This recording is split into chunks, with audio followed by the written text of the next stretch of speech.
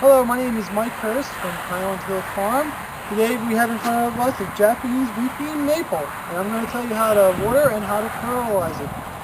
When we fertilize our plants, we usually fertilize them about once or twice a year. The first time is just to make sure that it's the right color, and the second time is for next year's growth. The reason that we are concerned about fertilizing for next year's growth is that a Japanese maple is considered to be a determinate plant. A determinate plant means that each and every year that when it grows out, there's a determinate amount of leaves and stem that can be formed. And that the determined amount of leaves and stem formed is determined by last year's growing season. If the growing season from last year was a good growing season, the plant makes many new leaves and stem parts for the next year. And those new leaves and stem are stored in the bud.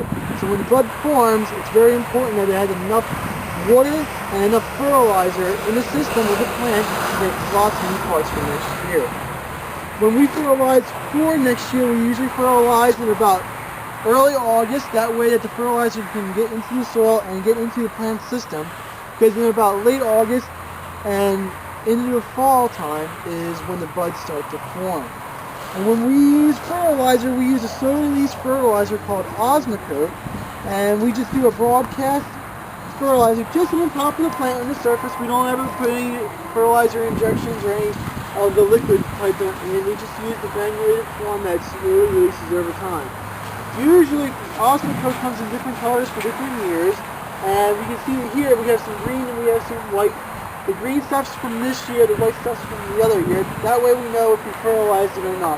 And when we fertilize, this is just an example of some Osmocote, we just pour it in our hand and we just do a light broadcast just over the top. Kind of like that, just making sure that there's enough fertilizer on there for it to last most of the year. The Osmocote comes in different kinds. You have to read a label for how long each one lasts and for the strength.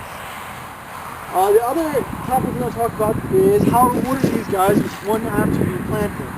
When you plant them, you should make sure that when you dig the hole out, just dig it a little bit wider than the pot itself, so that when you set the pot into the ground, there's a good gap between it, and you can fill in the dirt in between the pot, the plant, and the surrounding soil, making sure that there's no air pockets in there.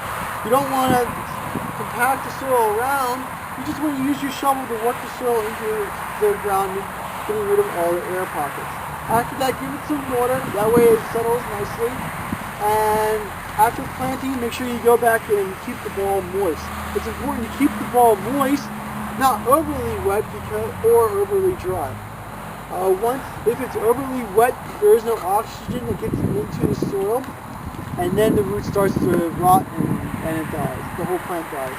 If it's too dry, the roots no longer grow and the plant wilts, and roots don't have cuticles on them, so once they dry out, they're toasted. So just make sure that keep it moist, and the plant should do fine. If you have any questions about the Japanese maple, just give us a call at 215-651-8329. Thank you.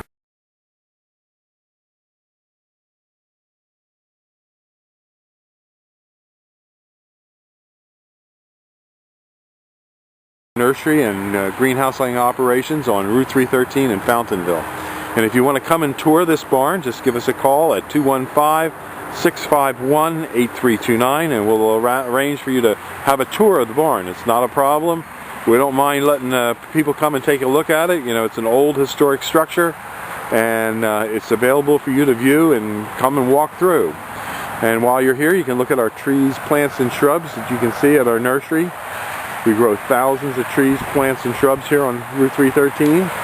We have greenhouses, and we also have an old pig pen. That's our office now, is an old pig pen. So you can come to the farm on Route 313 and get a farm tour. Anytime, just call us at 215-651-8329. Bye-bye.